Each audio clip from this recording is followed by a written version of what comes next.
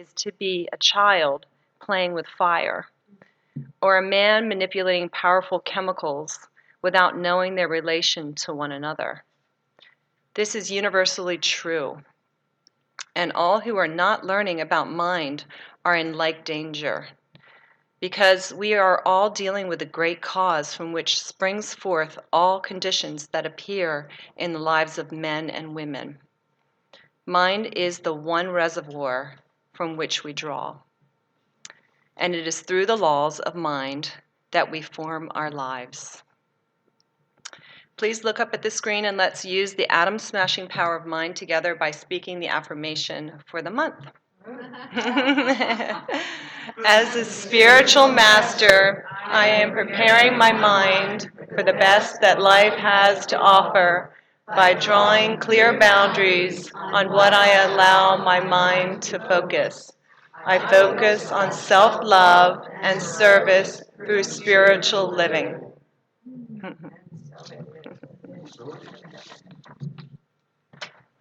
Thank you, Kristen. Oh, there's the child playing with fire.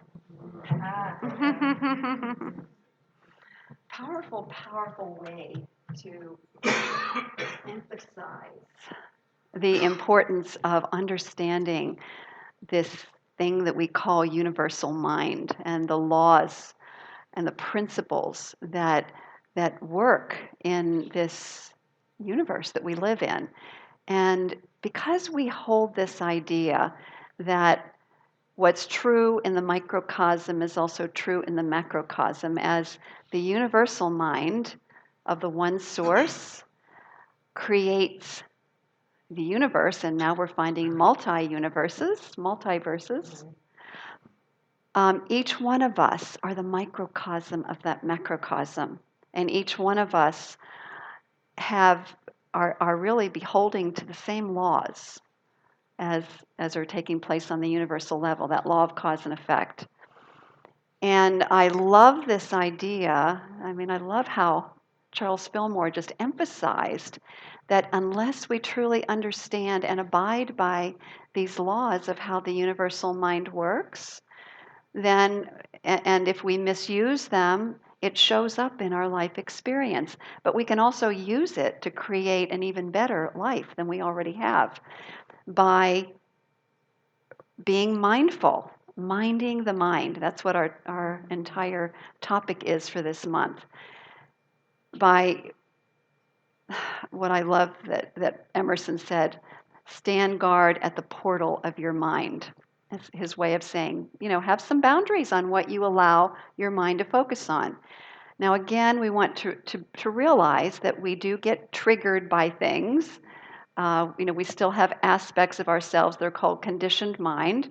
And so a thought arises or a reaction takes place, but it's what we do about that makes the difference. Whether we go with it, we continue to flow with it, or whether we stop ourselves if it's something that's not serving us or serving others. And reframing it in our own mind. Just saying, no, that's not the truth. If it's something that's not serving us, and planting a new seed thought in our minds. We know that when we continue these practices over time, that it really does make a difference in our lives. So today we're talking about the concept of mind over matter. But is it really mind over matter? And I say to that, no. It's really mind as matter. When you look at it from the teachings that we've been espousing for all this time, it's really not mind over matter, it's mind as matter. Because what we realize from our teachers over these millennia, the teachers that have come forth, is we realize that thoughts are things. They don't become things, they actually are things. And that everything in our life, the form, the experience that we have, is a result of thinking, and it's actually thought in form. These things that we call bodies, when we look at them at the subatomic level, it's all space. And yet, it looks really solid, and it feels solid. But what we're beginning to understand, and scientists are beginning to understand, is that everything is thought in form or belief in form. So the subconscious mind then, which contains all of our beliefs and all of our past experiences, plays a part in the building of the body and the health of the body and the vibrancy of the body. So I want to share with you a couple passages that speak to this idea of mind as matter. And the first one is by Thomas Troward, who wrote a book called The Edinburgh Lectures. He said, "The universal mind is the creative power throughout nature, and as the originating power, it must give rise to various forms." And Ernest Holmes, in one of his other books called The Basic Ideas of Science of Mind, wrote, "There is but one mind. It is omnipresent. It is all there is. Everything, visible and invisible, is but a manifestation of this one mind, the result of its creative action." Mind as matter. Mind as matter, not mind over matter. So, a really great story that I've actually told before. It's been a while, but it speaks to this concept of mind as matter on the universal and on the individual level. And it's a story from Chicken Soup of the Soul, the very first one, actually. And it's a true story about a little girl by the name of Angela who was 11 years old.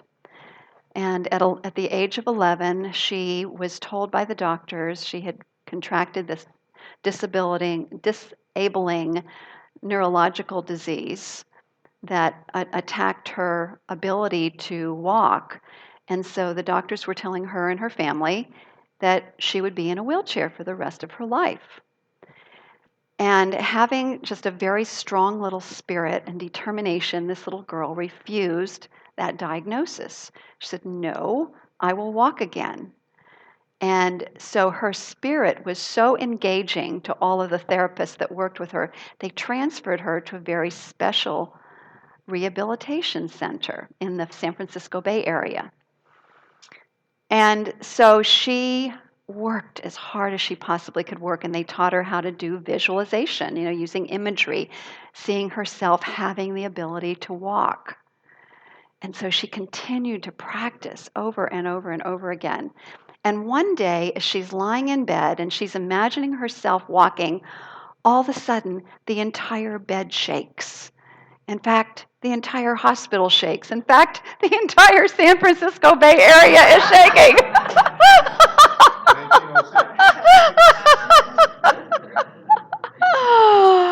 And that very determined little girl said, "Wow, if I can move the bed, if I can move the entire room through my imaging, then I can learn to walk." So she claimed it as her truth, and she did eventually walk, even though it was one of those things that it was, no, this will never happen. I mean, I'm an example of that myself with my own health. At one point in time, I was told I would have this particular disease the rest of my life, and it's been gone now for, since I recorded, it's been about since the year 2000, so 17 years I haven't had any recurrences. So, the thing is, the power of the mind can never be understated or overstated. Maybe that's the thing I'm looking for. The power of the mind and the power of the human spirit is absolutely amazing. I love that little story. I love it.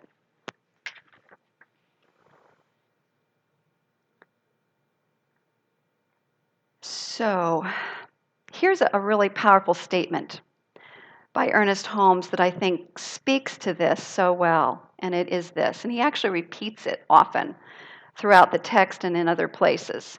Trained thought is more powerful than untrained thought. Trained thought is more powerful than untrained thought. So those of you who are into fitness, into the world of fitness, how do you train your bodies? If you want to gain strength and health, what do you do?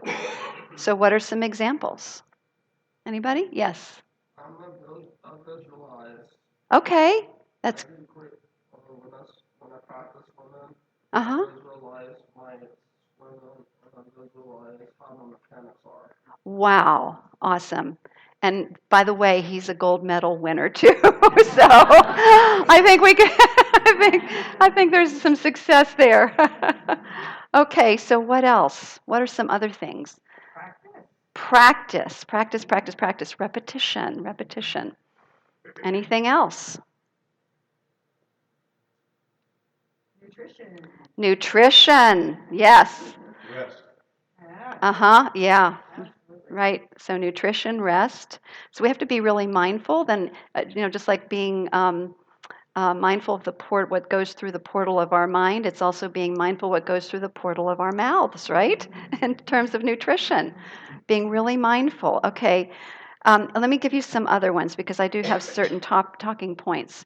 Um, Lifting something heavier than is it within your comfort zone. It's about continually stretching beyond the comfort zone, so continuing to increase the weights over time. So we have nutrition, heavy lifting, repetition. Another one is recording your results. Has anybody ever done that? I mean, I've done that. Keeping track of the results to keep motivated, to keep the motivation going. And also to congratulate oneself when you're making progress, to feel that joy. And the final one is get a trainer. Get a trainer, someone who can give you some guidance.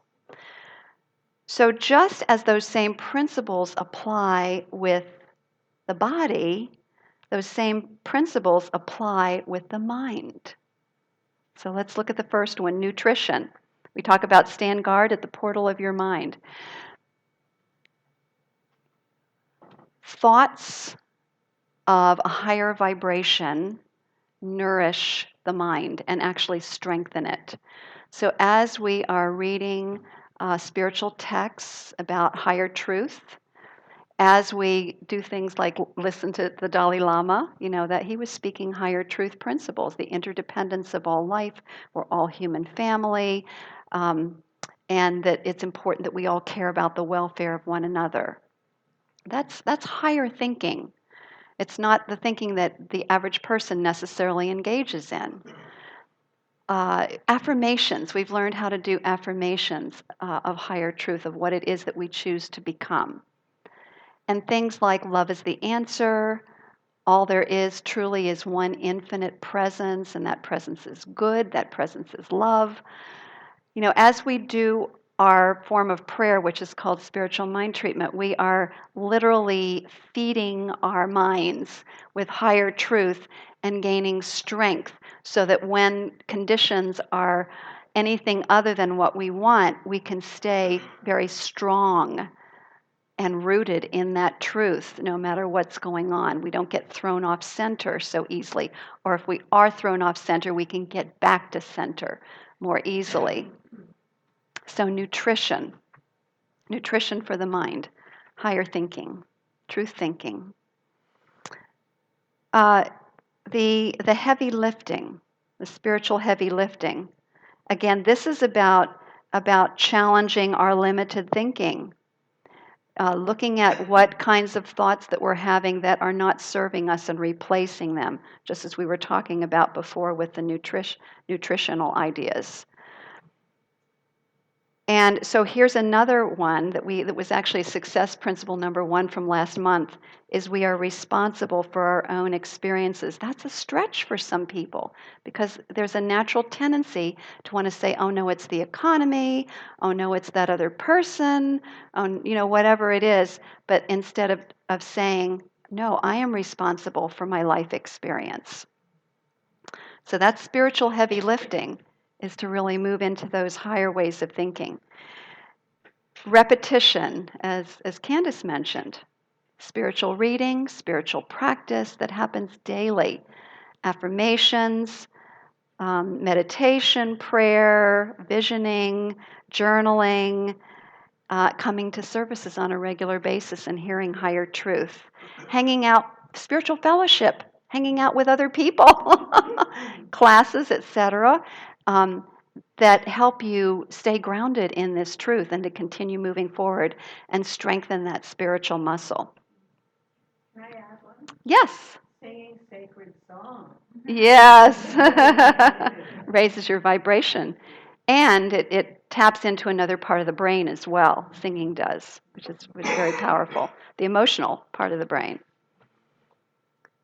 So what we're doing with all of this repetition is forming new neural pathways, just like you do in your bodybuilding. Forming new neural pathways and therefore having a different experience in life. The final one is looking for and recording results.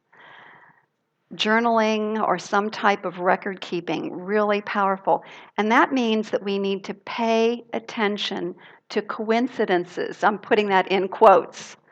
Coincidences which are really results. How many of you think things are coincidences? But in essence, when you look back on it, you've been doing a lot of spiritual work to get to that point. So when we say something's a coincidence, we're really, we are dishonoring ourselves for the part that we played in things unfolding in a more powerful way in our lives, in a better way. So I'd like to share an experience of that in our community. And a really true, a great experience of that is there's a lot of prayer work that has gone into this whole process of transition from Center for Joyful Living into Center for Spiritual Living Delaware. And it's meant a lot of changes in our literature and in our media, our website, and so on. And it just so happens that Nancy Pace Riches had this student by the name of Julia, who she referred to us. And Julia, it was just actually perfect timing because she was finishing up with her course studies. And she offered us a very reasonable fee, which I just so appreciate. She redesigned our website. How many of you have seen our new website? It's beautiful. Yeah, it's beautiful. You could say, oh, those are coincidences, that happened. No, it's not a coincidence. I don't think so. Okay, so the next thing is, okay, so we have these old brochures that say Center for Joyful Living, but they're expensive to publish. So I suddenly remembered, oh, wait a minute. When we had those published, Life Touch, those people that do the photo directory for our community, they printed 1,000 of them for free. All we had to do was give them a template, and they printed them and sent them to us. So we contacted Life Touch. We have our community set up for a couple days in October for them to come in and do photo shoots of everybody individually, of your families, or whatever you want, for our next photo directory. And initially they said, oh, no, we don't think we can do this, printing the brochures. But I just got an email in the last couple of days that said, yes, we will print the 1,000 brochures for you. Just send us a template. So now we have some more redesigning to do. So Julie is there, fortunately, so she can help us with that. So again, coincidence? No. This is mind as matter. There's been a lot of prayer work. There's been a lot of intention that has gone into all of these things unfolding. You could say the same thing about the ceremony. A lot of prayer work has gone into the preparation of this, or the vision of this ceremony that's coming up. And so it's no surprise that 77 people have signed up. And there may be a few more, I don't know. But anyway, it's all the unfolding of universal mind. And so it's true on the individual scale, it's true on the scale of the community, it's true on the scale of all of humanity as we co-create this planetary experience together. So let's just breathe that in and take that in for a moment. And let's move on to the next. And before I go on, we actually have a story from one of our congregants that I think fits into this whole idea about what happens when someone does their spiritual work, and the things that show up that may seem like coincidence to some people, but we know it has to do with the unfolding of the consciousness of this individual. So Tom, would you come forward and share? And Tom, by the way, took our foundations class. He's one of the foundation students. And so he's been doing his work. Good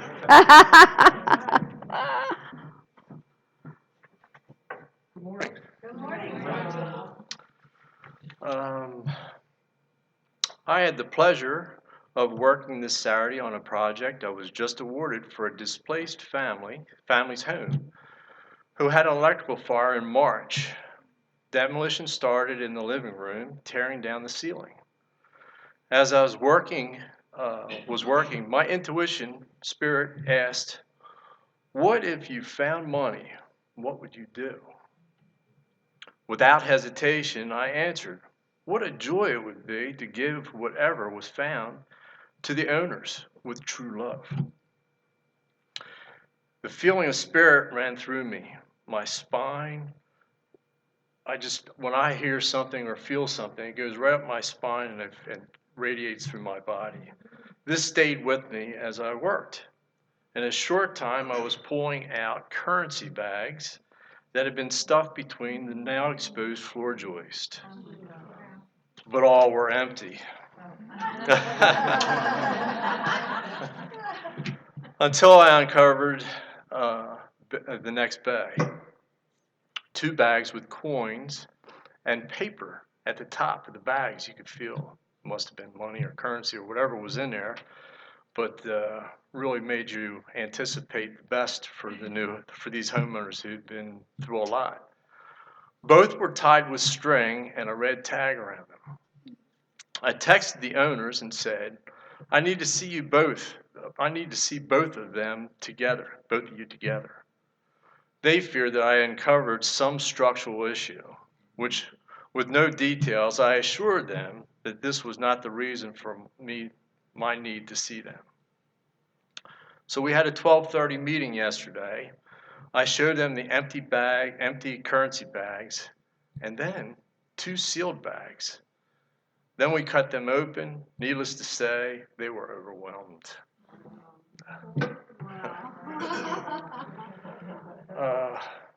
Being one with spirit, to love and serve, and to be an instrument for God's love, I felt blessed. So, turns out the currency count was $3 short of $300, but it's $1 million story.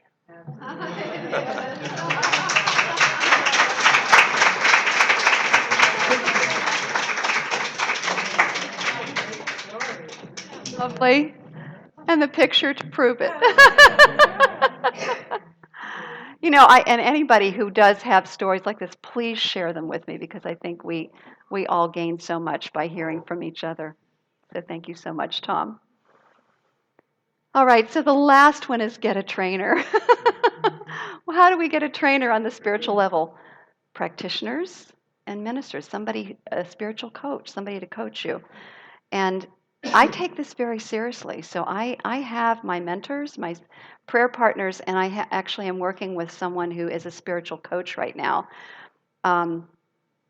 And one of the things that I'm doing is practicing radical self-care, because the research shows that the more that you take care of yourself and give yourself downtime, that your vibration goes up, that you're a much more beneficial presence, your life works better. So that's the one thing I want to leave with you that is so important. We can continue to do our affirmations and so on, but unless we care for the soul, care for the body, care for ourselves as a whole, then what happens is we can get burned out.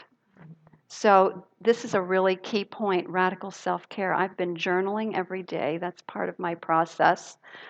The journaling has helped me continue to uncover the conditioned mind, what doesn't serve me, and then I follow it by writing out a spiritual mind treatment. What I've noticed that's happened is and my daughter has even said this to me. Wow, Mom, you just seem like happy all the time. So I'm in a higher vibrant state. I mean, I can feel it. And as a result, I know that I'm giving from an overflow instead of from a deficit. And that feels really good. So I just invite all of you to consider this part too. Get a trainer. And part of that really is radical self-care. It's not only caring, so many of us know how to care for other people, but this is about learning to love the self. And that's the first part of our new vision statement. Self-love and service through spiritual living. That self-love piece is so essential. So I will leave that with you, and let's turn within in prayer. Taking a breath and realizing that there is only one life, one presence, one power, one source that I call God. That life that is universal mind itself. That mind from which the entire universe, multiverses arises. And therefore, all is this life individualized. Everything is mind as matter. And so as the macrocosm, so the microcosm of each and every one of us, we are that life individualized. We are spirit, soul, and body. We are perfect reflections, holograms, if you say it, holograms of the Most High. And therefore, our thoughts, our minds, our thoughts and minds that are related to the one. So as we think thoughts, we're thinking with the universal mind, our portion of it, and yet using the same universal laws, the law of cause and effect. So I know that the truth about each and every person here as the vibrant, lively, alive, awake, aware beings that each is that there is a greater mindfulness. We are minding the mind. We are remembering that mind shows up as matter, and matter is mind in form. And so we are therefore masters, spiritual masters of this amazing gift that we have. We are no longer ignorant of the laws. We are no longer playing with fire, and as so to speak. We are instead wise spiritual masters standing guard at the portal of our minds, filling our minds with good and more good, higher thoughts, higher thinking, and then demonstrating that in our lives as right action, as right relationship, as care for the welfare of one another, as care for ourselves, as love and appreciation for ourselves. So I give my thanks for this truth. I know that each one of us, as we leave this space today, take this greater realization with us. And so therefore we are blessed, and we bless everybody that we come into contact with. So I give my thanks for this truth. I release this word into the universal law of mind. I trust that universal law of cause and effect. And I know that all is well, and I invite us to say together, yes, and so it is.